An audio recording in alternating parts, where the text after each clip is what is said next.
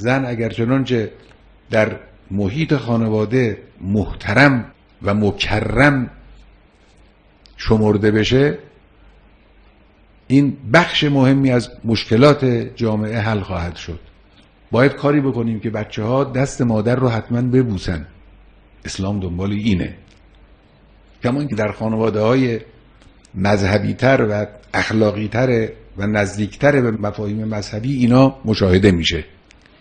فرزندان خانواده نسبت به مادر تکریم داشته باشند. هیچ منافاتی ندارد این تکریم نسبت به مادر با اون حالت عاطفی و خودمانیگری که بین فرزند و مادر وجود داره. هیچ منافاتی نداره. این احترام باید محترم باید باشه زن در درون خانواده که رفع مظلومیت به این شکل. اینجا مرکز مقاومت است.